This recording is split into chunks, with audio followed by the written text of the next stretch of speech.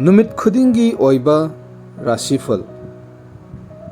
जून की तांग निपान 2024 अहान बदा मेष राशि हिरम खुदिमक्ता अफब फल फंगबा मरुप मफम फगतपा आइगी मी मसिंग हेंगतपा थौरम खरा पांगथोकपा पोट लैबा याबा नुमितनी पाखंग लेसाबी सिंगी नुंसिनगनी महैरोय सिंगी होनानिंगनी मथंगी राशि असिना वृष राशि हक्सांग वाखल थबक्ता अफब नुमितनी सेल फंगबा अनौबा ममल याम्बा पोट लैबा याबा नुमितनी लम चटपा मी तिनबा कानगनी पाखंग लेसाबी सिंगी अमत्ता ओइरगनी महैरोय सिंगी लौसिंग हेंगलगनी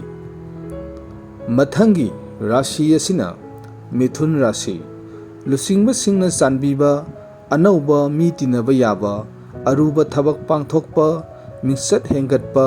सिंथाबीबदा यावबा इमुंगदा शांति लैबा नुमितनी पाखंग लेसाबी सिंगी वाखल मानगनी महैरोय सिंगी बुद्धि चाखोलगनी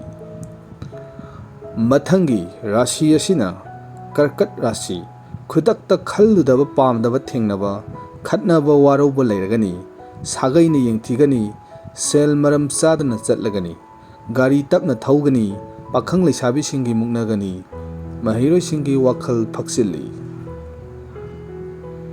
मथंगी राशि असिना सिंह राशि अचुंबदा अर्थ लाना लौबीबना तोखाई ताबा थेंगनरगनी सेल पिथोक पिसिंदा हाइसिंगनी थौरमदी पांगथोकलगनी शांति लैते पाखंग लेसाबी सिंगी मत खेनगनी महैरोय सिंगी वाखल थोकते मथंगी राशि असिना कन्या राशि इशाना सेक्शिना होनाजबत्तना अफब फल फंगलगनी इथक थोंगबसिंगना नुंसिबिरगनी मरुप मफम पाक चावरगनी इमुंगदा चरांगनगनी पाखंग लेसाबीसिंगी वाखल मानगनी महैरोय सिंगी होनानिंगनी मथंगी राशि असिना तुला राशि हक्सांग फगतपा वाखल हेना नुंगाइबा अरुबा थबक पांगथोकपा सेल फंगबा मियामना नुंसिबिबा लम चटपा मी तिनबा कानबा फंगबा नुमितनी पाखंग लेसाबी सिंगी अमत्ता ओइरगनी महैरोय सिंगी लौसिंग हेंगलगनी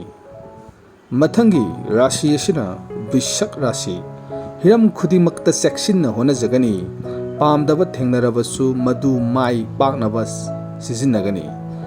कलक्पा यामलगनी थबक्ता मचा मचादी पांगथोकलगनी पाखंग लेसाबी सिंगी लौ तौनगनी महैरोय सिंगी वाखल फक्सिल्ली मथंगी राशि असिना धनु पोट लैसिनबा याबा थौरम खरा पांगथोकपा आइगी मी मसिंग याम्बा चथोक चसिनदा खुदोंचाबा थेंगनबा सेल फंगबा इथक थोंगबा सिंगनदी चानबीबा नुमितनी पाखंग लेसाबी सिंगी वाखल मानगनी महैरोय सिंगी वाखल चाखोलगनी मथंगी राशि असिना मकर खुदोंचाबा थेंगनबा चाखोटपा फगतपा लुसिंगबा सिंगना मतेंग पीबीबा ममल याम्बा पोट लैबा याबा लम तु चटपा मी तिनबा कानबा फंगबा शांति लैबा नुमितनी पाखंग लेसाबी सिंगी नुंसिनगनी महैरोय सिंगी होनानिंगनी मथंगी राशि असिना कुंभ मायोकनादुना मरे येतनबा तौरुदबा फगनी सेल चटपा थेंगनरगनी अचौबा सिंगना चानबीरसु सागैना येंगथिगनी लम तु चटपा हाइसिंगनी पाखंग लेसाबी सिंगी लौ तौनगनी महैरोय सिंगी वाखल लैतादे मथंगी